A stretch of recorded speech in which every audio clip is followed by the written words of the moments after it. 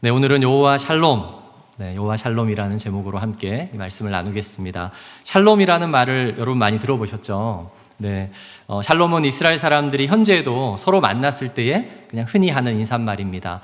일반적인 사람들을 만나면 샬롬 이렇게 한번 인사를 하고, 또 아주 가까운 친한 사이를 만나면 샬롬 샬롬 이렇게 반복해서 인사를 한다고 합니다. 이 말이 사실 우리 한국말에 안녕하세요라는 말과 너무 비슷한 것 같습니다. 그렇죠? 안녕이라는 말 자체도 사실 평안하세요 이러한 뜻과 동일합니다. 샬롬이라는 뜻도 평안, 그러한 의미와 동일한 것인데, 그래서 우리나라와 이스라엘의 인사법이 참 동일하다 이렇게 여기는 분들이 아마 많을 수 있습니다. 왜 이렇게 두 나라의 인사법이 비슷할까요? 그 원인을 이제 많은 학자들이 끊임없는 전쟁의 역사 속에서 비롯된 것이라고 이렇게 생각을 합니다. 한국은 역사적으로 그 외세 침입을 굉장히 자주 받은 나라, 이렇게 좀 잘 알려져 있습니다. 한 역사가의 조사에 의하면 조선 시대에만 해도 무려 360번의 전쟁이 있었다라고 이렇게 얘기를 합니다. 예로부터 사람들에게 가장 힘들고 고통스러운 순간을 얘기하라고 한다면 그것은 전쟁의 순간이라고 할 수 있겠죠. 전쟁이 일어나면 사람들이 제대로 살 수가 없습니다. 피난을 가야 하고 가족들 안에 평안을 사실은 누릴 수 없는 것이 전쟁의 무서움인 것입니다. 이스라엘도 마찬가지였습니다. 하나님께서 주신 그 땅을 사실은 소중히 여겨야 되는데 그러지 않고 우상으로 가득한 그러한 나라가 되었을 때에 계속해서 나라를 빼앗기기도 하고, 또 많은 적들이 쳐들어와서 이스라엘 백성들이 힘든 그러한 삶을 살았습니다.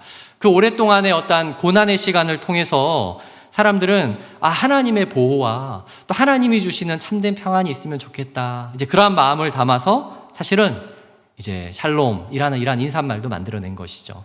뿐만 아니라 이스라엘 사람들이 얼마나 이 평화를 간절히 원하는지를 잘 나타내는 한 단어가 있다면 그것은 예루살렘이라는 단어, 예루살렘. 이스라엘의 수도라고 할 수 있는 예루살렘. 그 예루살렘의 이름이 바로 평화의 마을 예루샬롬, 사실 그것과 동일한 것입니다. 예루살렘은 다윗 왕이 이제 나라가 부강해지자 이곳에 하나님께서 주시는 정말 놀라운 평화가 계속 있으면 좋겠다라는 마음을 가지고 새로운 도시를 건설하였고, 그 이름을 바로 예루살렘으로 한 것입니다. 다윗이 생각할 때에 그곳에 계속해서 하나님의 평안이 있으려면 무엇이 중요할까? 그가 생각했던 것은 바로 하나님을 향한 바로 참된 예배였습니다. 그래서 그곳에 드디어 성전을 짓기 시작했죠. 여러분, 그 성전이 있기 전에는 이제 성막에 의해서 이스라엘 백성이 다니는 곳에 성막이 함께 움직였지만, 이제 다윗이 성전을 지어놓고 이제 그곳에 하나님을 예배하는 성전의 건물이 있으니까 이곳에서는 하나님께 바르게 예배할 때에 하나님의 평안이 계속해서 임할 수 있을 것이야 라는 그 마음을 가지고 성전을 지으려고 했습니다. 그러나 결국 다윗이 성전을 짓지 못하고 누가 지었죠? 그의 아들 솔로몬이 지었습니다. 여러분, 그런데요, 이 솔로몬의 이름을 우리가 보다 잘 발음하려면 솔로몬이 아니고 샬로몬입니다. 샬롬몬이에요. 샬롬몬. 다윗은 그의 아들의 이름조차 우리 그냥 한국말로 얘기하면 평안이라고 이렇게 지은 것입니다. 사실 그만큼 하나님께서 그 나라, 그 땅을 평안 가운데 지켜주기를 소망하는 마음으로 이렇게 한 것입니다. 여러분, 참 아이러니하게도 그 누구보다 참된 평안을 소망하는 그 나라, 그 땅. 그러나 현재에도 전 세계에서 몇 안 되는 전쟁이 일어나는 곳이 어딘가요? 사실 그 이스라엘 땅이 되고 말았습니다. 구약 성경에도 보면 많은 사람들이, 하나님의 백성들이 그 땅의 평안을 소망했지만 그것이 쉽게 이루어지지 않았습니다. 오늘날 한국에도 우리가 안녕하세요라고 이렇게 인사말을 자주 하지만 사실은 우리 가운데 그 안녕이 쉽게 찾아오지 않음을 우리는 확신할 수 있습니다. 그런 점에서 오늘 우리가 읽었던 이 성경의 본문에는 하나님이 주시는 그 참된 평안, 그것이 바로 여호와 샬롬, 이제 이것을 확신했고 그것을 누렸던 한 인물, 바로 그 이야기가 소개되고 있습니다. 그래서 오늘 이 말씀을 통해서 우리가 이 시대에 참 평안을 누리기 쉽지 않은 그러한 삶을 살고 있다면 우리에게 참된 평안을 주시는 하나님의 방법을 오늘 함께 확신하고 또 소망하는 그러한 시간이 되기를 바랍니다. 하나님 주시는 참된 소망을, 평안을 우리가 가지기 위해서 어떻게 해야 될까요? 먼저 첫 번째는 하나님의 손을 떠나서 살면 샬롬을 경험할 수 없습니다. 하나님의 손을 떠나서는 샬롬, 하나님의 참된 평안을 우리는 경험할 수 없습니다. 우리 사사기 6장 1절을 한번 같이 읽어보겠습니다. 시작. 이스라엘 자손이 또 여호와의 목전에 악을 행하였으므로 여호와께서 7년 동안 그들을 미디안의 손에 넘겨주시니. 네, 이스라엘 백성은 이제 모세에 의해서 출애굽을 성공했죠. 그렇죠? 노예에 있던 그 애굽으로부터 탈출했습니다. 그 다음에 여호수아에 의해서 어디를 갔나요? 드디어 가나안 땅으로 이르게 되었어요.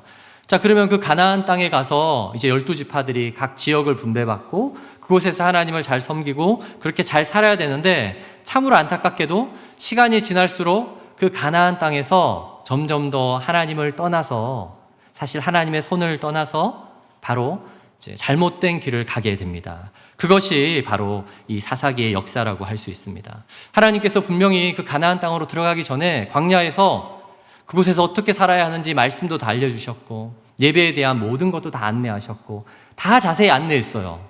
그런데 가나안 땅에 가서는 그렇게 사는 것이 아니라 반대의 삶을 살았어요. 왜 그랬을까요? 사실 그 가나안 땅에 가서 하나님의 백성으로서 그 땅을 하나님 나라 공동체로, 하나님의 나라 땅, 하나님의 나라와 같은 곳으로 변화시켜야 되는데, 사실은 그 땅을 변화시키는 게 아니라 자신들이 그곳에 가서 가나안화되고 말았습니다.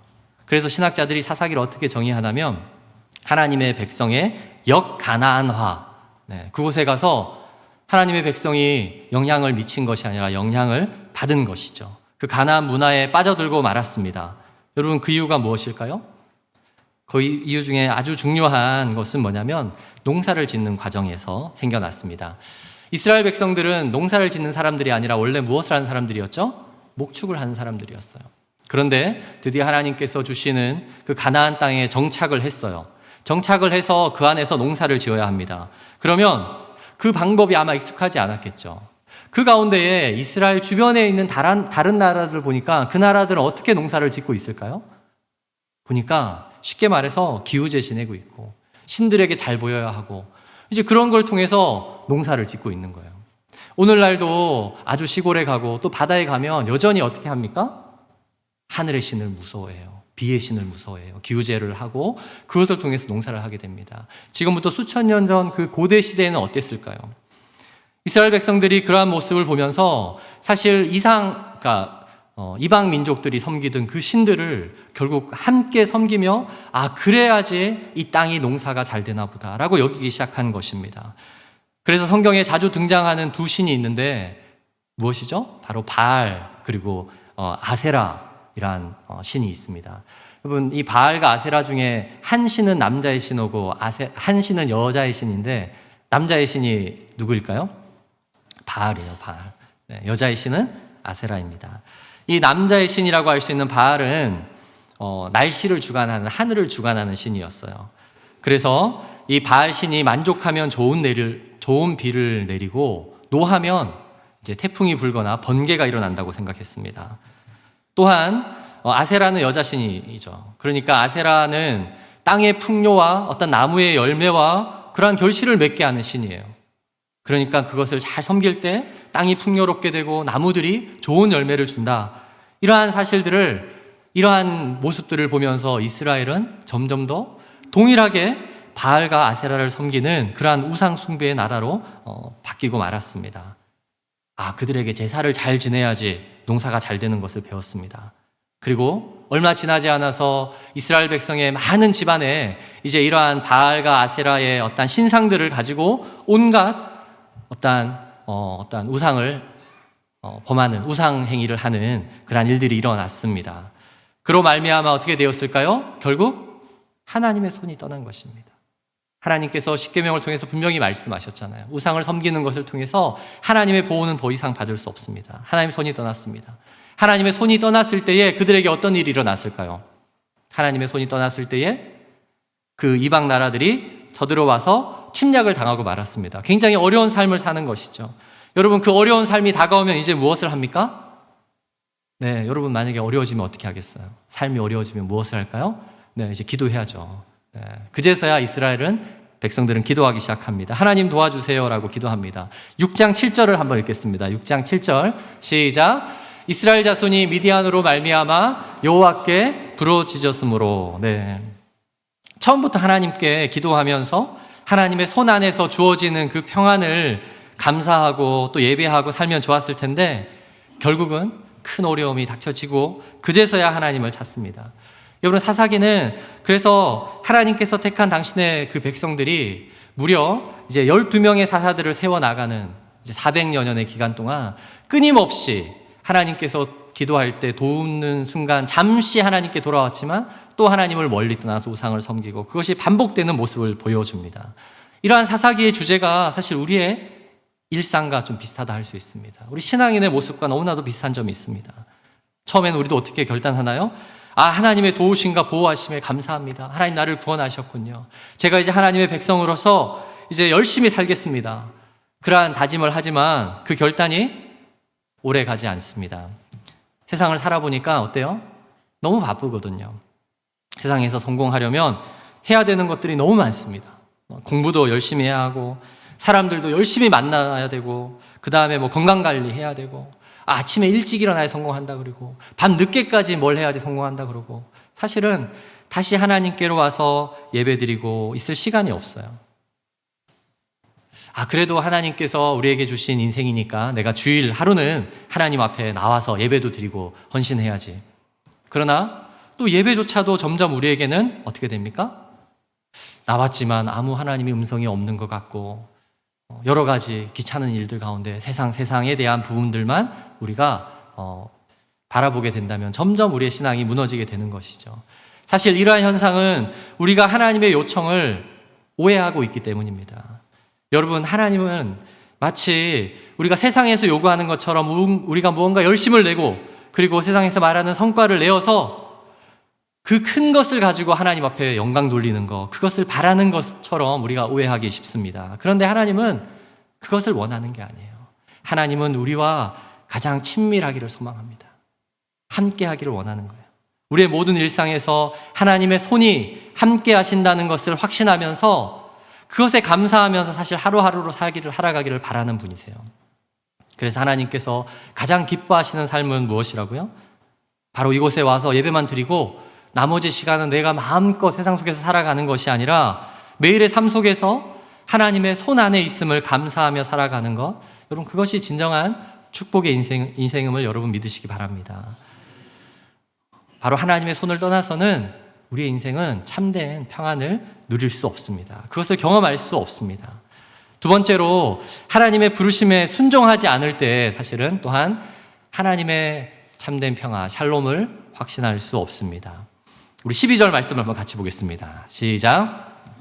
여호와의 사자가 기드온에게 나타나 이르되 큰 용사여 여호와께서 너와 함께 계시다 하매.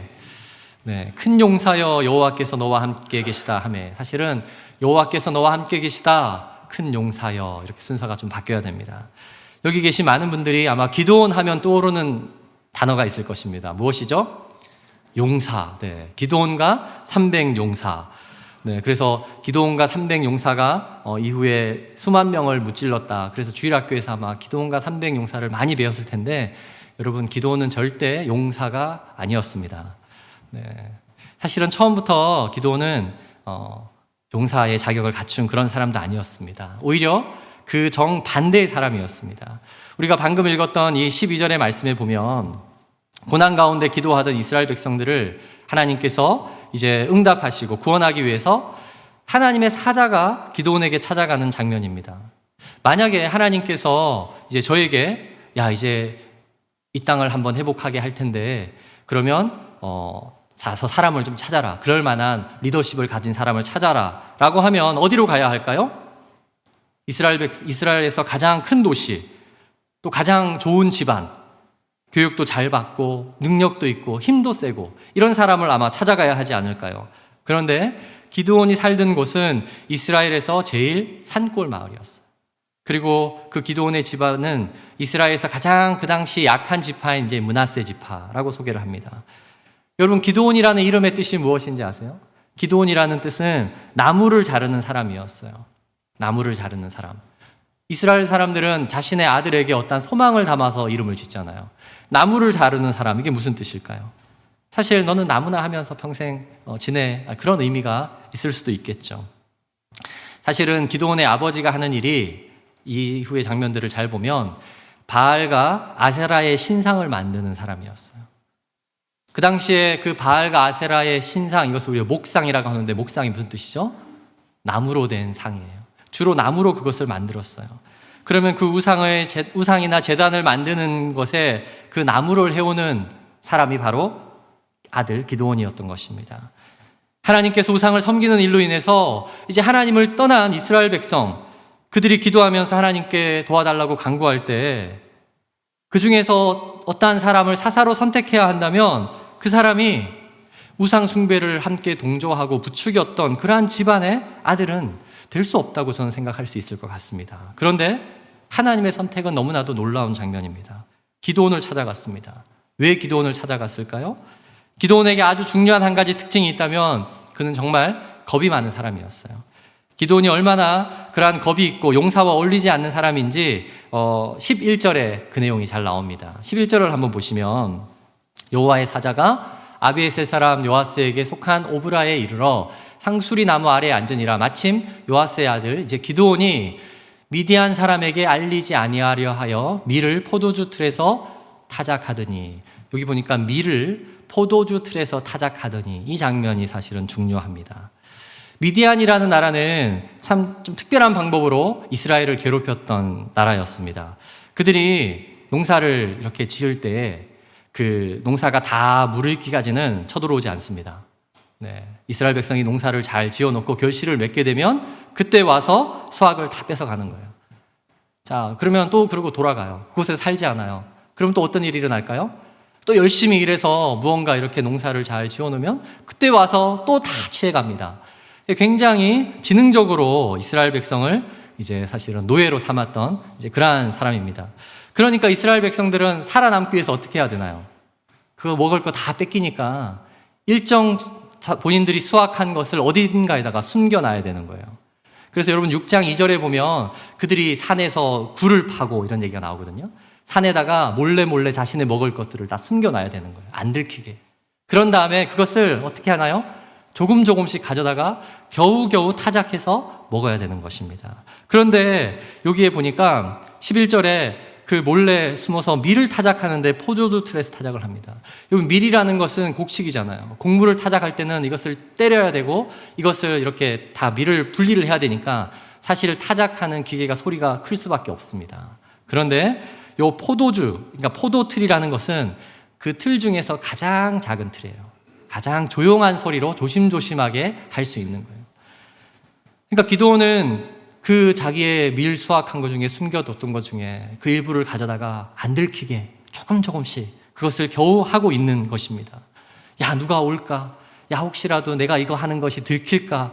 이런 가운데에 갑자기 찾아왔습니다. 뭐라 그랬죠? 하나님이 너와 함께 하신다. 큰 용사여. 그러니까 사실 기드온이 굉장히 아마 깜짝 놀랐을 것입니다. 여러분, 겁이 많은 사람의 특징이 무엇일까요? 말을 많이 하는 사람이라고 그러더라고요. 네. 그런데 기드온에게 하나님의 사자가 가서 딱 3마디 했거든요. 하나님이 너와 함께 하신다. 큰 용사여. 그런데 이후에 보면 이 내용을 제가 다 읽어드리지 못하지만 기드온이 수십 마디를 계속 말합니다. 하나님이 정말 있습니까? 하나님이 있다면 우리가 이렇게 될 수 있습니까? 부터 해가지고 막 아무 말이나 막 하는 장면을 볼 수 있습니다.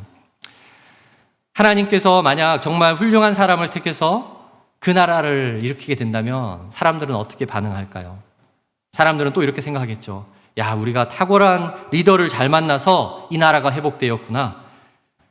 아, 그래. 저 사람이라면 우리나라를 회복할 만한 그런 사람이야. 그것은 사람의 역사이죠. 그러나 하나님께서 당신의 백성을 회복하게 하시는 방법은 언제나 가장 강한 자, 가장 지혜로운 자, 그러한 사람들을 선택하는 것이 아니었어요.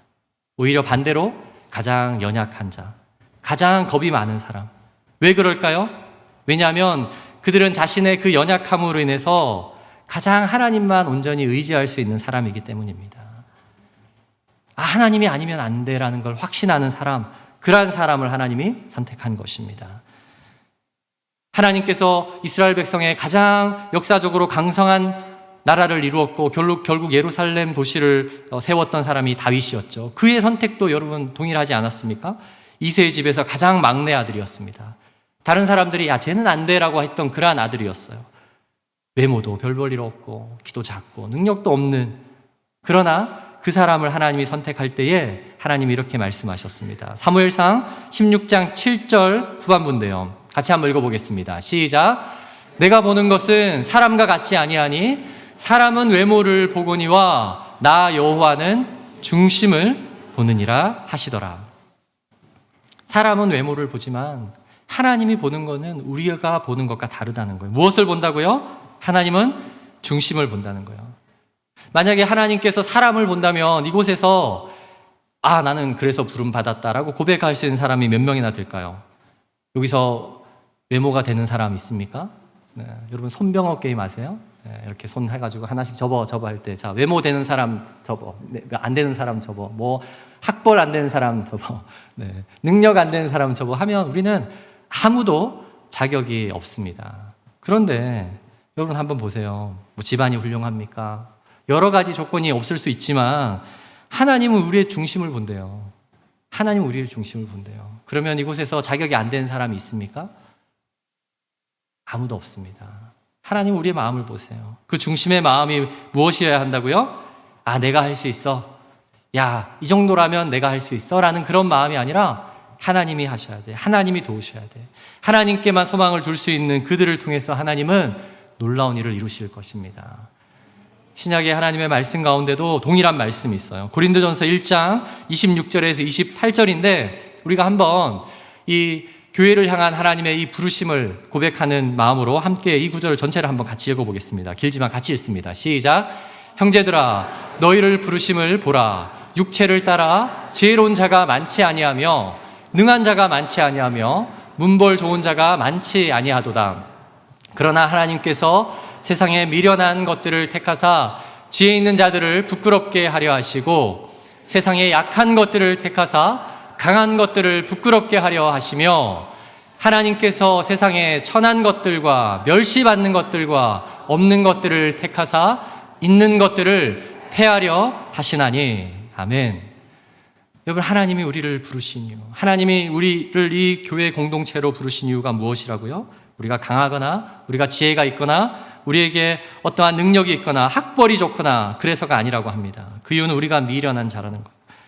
우리는 오히려 세상에서 천함을 받는 사람일 수 있습니다. 멸시를 받는 자일 수 있습니다. 그러나 그것을 통해서 하나님께서 이 세상의 강함과 이 세상의 모든 지혜를 폐하려 하심인 줄 믿습니다. 마침 오늘은 올 한 해 우리 교회 사역의 자리에서 함께 헌신하는 그러한 주일이기도 합니다. 교회를 향한 우리 하나님의 이 부르심에 여러 모양으로 올 한 해 다짐하고 내가 살기로 결심한 분들이 있을 텐데 그때 하나님께 맡겨드리세요. 하나님의 그 부르심 앞에서 하나님, 제가 할 수 있는 것은 아무것도 없을 수 있지만 그러나 하나님의 그 부르심에 순종하며 감사하며 그리고 또 하나님께서 마음껏 일하실 수 있도록 저의 마음을 하나님께 올려드립니다. 그러한 저와 여러분이 되기를 바랍니다. 그러한 때가 될 때에 하나님께서 주시는 놀라운 참된 평안, 사실 세상이 알 수 없는 그러한 참된 평안을 우리 모두가 경험하게 될 것입니다. 우리 마지막 세 번째로 하나님의 말씀을 기억하는 예배자가 될 때에 진정한 이 샬롬, 하나님의 평안을 누릴 수 있습니다. 우리 이 단락의 마지막 구절인데 우리 23절과 24절도 같이 한번 읽어보겠습니다. 시작. 여호와께서 그에게 이르시되 너는 안심하라 두려워하지 말라 죽지 아니하리라 하시니라. 기드온이 여호와를 위하여 거기서 제단을 쌓고 그것을 여호와 샬롬이라 하였더라. 그것이 오늘까지 아비에셀 사람에게 속한 오브라에 있더라. 네. 그 전까지 기드온과 대화를 나눈 그 사람은 사실 여호와의 사자였어요. 그런데 기드온이 한 가지 부탁을 하죠. 내가 재물을 잠깐 가져오겠습니다. 그리고 그 재물을 가져왔는데 그것이 다 불살라졌어요. 그 장면을 보면서 기드온이 이렇게 불살라지는 거 보면 이건 하나님이 하신 일인데 내가 하나님을 직접 봤으니까 나는 이제 죽을 것 같아. 나는 이제 죽는구나 하면서 사실 또 겁을 내면서 그 자리에서 사실 낭망하고 있습니다. 그럴 때 이제 하나님께서 직접 에게 오셨어요. 직접 말씀하셨어요. 안심하라. 사실 여기서 안심하라가 히브리어로 샬롬입니다. 하나님께서 먼저 기드온에게 샬롬 이렇게 다가간 거예요. 두려워하지 마라. 너는 죽지 않을 것이야. 이 약속의 말씀을 듣고 그곳에 그냥 돌아갔다면 이후에 사실 큰 일이 별로 없었을 것 같습니다. 그런데 그의 인생 가운데 또 실패가 찾아올 때, 내가 다시 겁이 있고 여러 가지 실패하지만 다시 돌아올 수 있는 그 자리를 기억하면서 그는 여호와 샬롬이라는 그 제단을 쌓고 그것을 명한 것입니다. 나를 향한 하나님의 그 놀라운 약속의 말씀을 잊지 않으려는 사실 우리 기드온이 그 자리에서 할 수 있는 온전한 실천하는 그런 믿음이었습니다. 여러분, 그래서 우리는 행함이 없는 믿음은 죽은 것이다 라고 얘기하잖아요. 기드온은 그 하나님의 놀라운 약속의 말씀을 받을 때 그곳에 제단을 쌓으면서 그리고 하나님 앞에 결단하고 내가 하나님을 이제 잊지 않으리라. 이곳에서 예배할 때마다 그 하나님의 말씀을 기억해야지 하며 그곳에 여호와 샬롬 이렇게 한 것입니다. 그래서 우리의 믿음의 결단, 예배의 결단은 반드시 무언가 행함이 있어야 되는 거예요. 지난 주일에 우리가 진정한 영적 예배가 무엇인지 배웠습니다. 이제 그때 많은 분들이 아마 이렇게 생각했을 것입니다. 그래, 내가 앞으로 더 좋은 아버지가 되어야 되겠다. 이제 더 좋은 아내가 되어야 되겠다. 만약에 이렇게 결단을 했다면 저는 그분에게 50점 드리고 싶습니다. 근데 만약 그날 집으로 가서 이제 집안일도 좀 하고 설거지도 하고 빨래도 하고 청소도 하셨다면 그러면 그분은 100점입니다. 만약에 그날 설교를 들으면서 지난주에 설교를 들으면서 이 설교는 우리 아내가 들었어야 하는데 이 설교는 우리 남편이 듣고 좀 고쳤어야 되는데 이 설교는 우리 집사님이 좀 들었어야 되는데 이러한 생각을 했다면 그러한 생각만 했다면 그분은 빵점입니다. 그런데 그보다 더 안 좋은 점수가 있어요. 최악의 경우가 무엇인지 아세요? 저 설교를 들은 내 아내가 과연 집에서 잘 할까? 그러면서 그 사람이 할 때까지 나는 안 하는 거예요. 저 설교를 들은 저 사람이 과연 할까? 그러면서 그냥 평가하고 자기는 아무것도 안 해요. 이러한 사람은 마이너스 100점입니다. 여러분, 교회도 마찬가지입니다.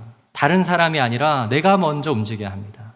다른 사람들과 상관없이 내가 결단하는 것을 조금이라도 실행하면 됩니다. 그리고 설령 그 결단이 무너지더라도 다시 하나님 앞에 나와서 예배하면 되잖아요.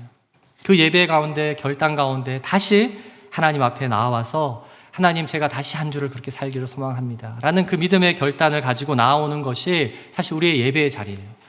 그리고 그 가운데 그 하나님께서 우리에게 참된 평안을 다시 임하게 하실 것입니다. 기드온이 이것을 결단하고 제단도 쌓고 여호와 샬롬이라고 이름까지 붙였지만 여러분, 이후의 내용들을 한번 나중에 보세요.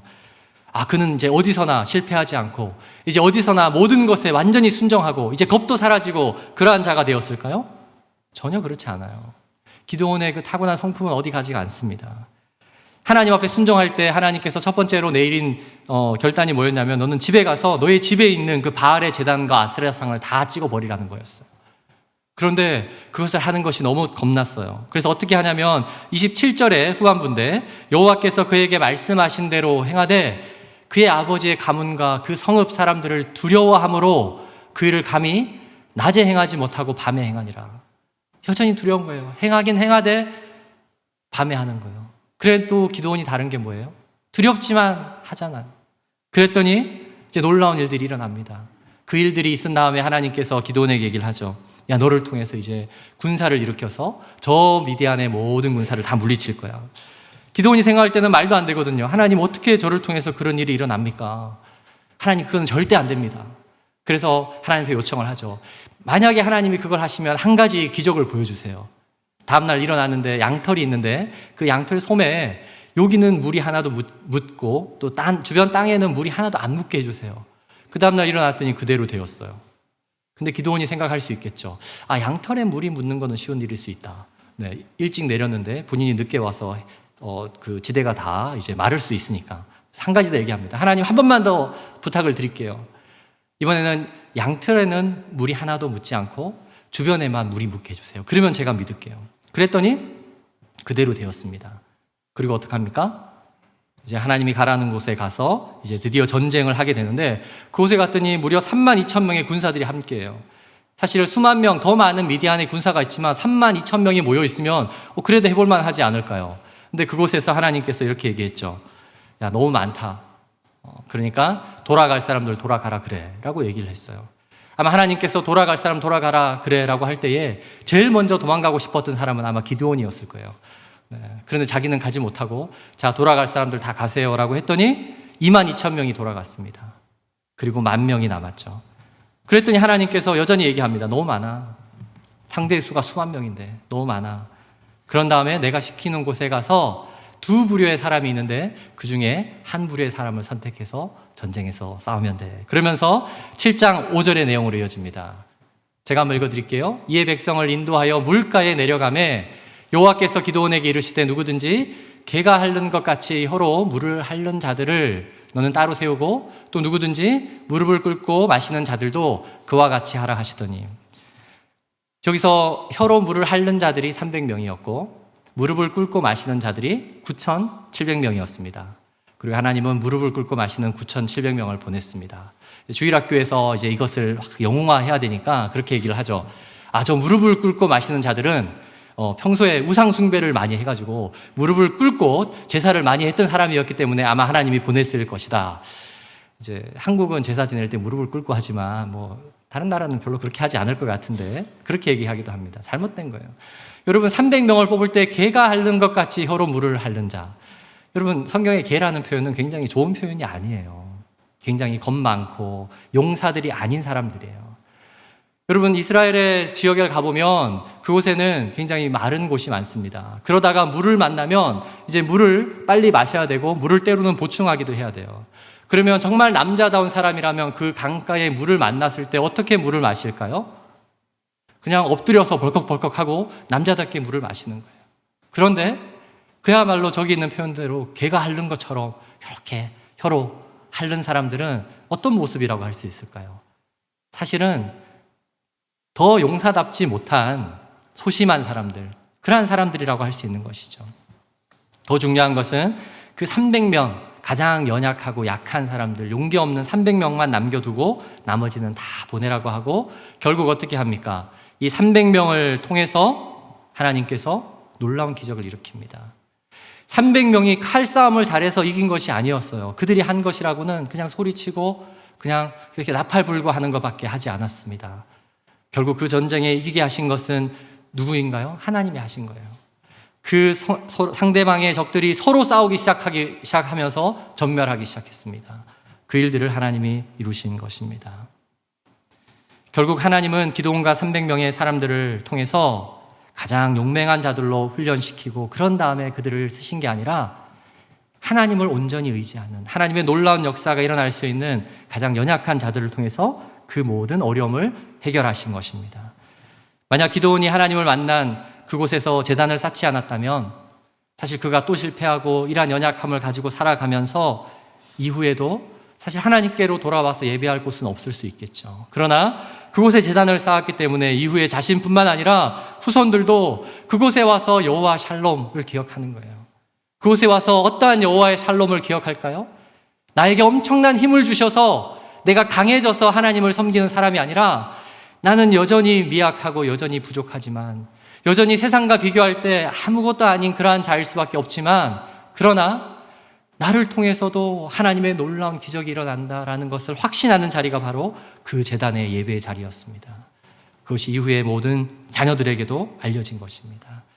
여호와 샬롬. 하나님의 여호와 샬롬은 언제 임하게 되는 것일까요? 오늘날 우리가 세상으로 나아가서 세상 사람들보다 더 큰 것들을 가지고 더 큰 힘을 가지고 있을 때에 그때에 비로소 우리가 샬롬이 임하게 될까요? 그것은 세상이 가르치는 것이죠. 그렇지 않습니다.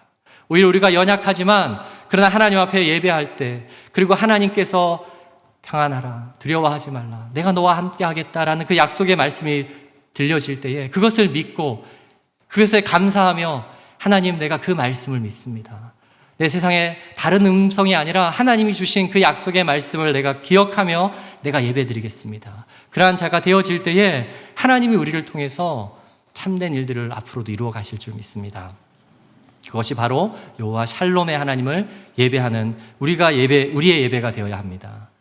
저는 우리의 이 주일 예배가 그러한 참된 여호와 샬롬의 예배가 되기를 바랍니다. 여러분 이 세상에서 가장 치열한 싸움이 일어나는 가장 치열한 전쟁이 매일 벌어지는 곳이 어딘지 아신가요? 그것은 바로 우리의 마음이라고 얘기를 해요. 우리 마음이에요.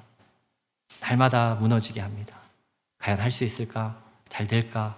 걱정하고 염려하고 여러 가지 근심하고, 사실 사단은 그것을 통해서 우리 마음을 영적 전쟁으로 일으키죠. 그러나 그때에 우리가 이길 수 있는 유일한 방법은 여호와 샬롬. 하나님이 아실 거야. 하나님이 함께 하시니 하나님이 승리하게 하실 거야. 그것을 기억하는 자들에게 하나님께서 우리의 모든 삶을 회복하게 하시고 또한 채워주실 줄 믿습니다.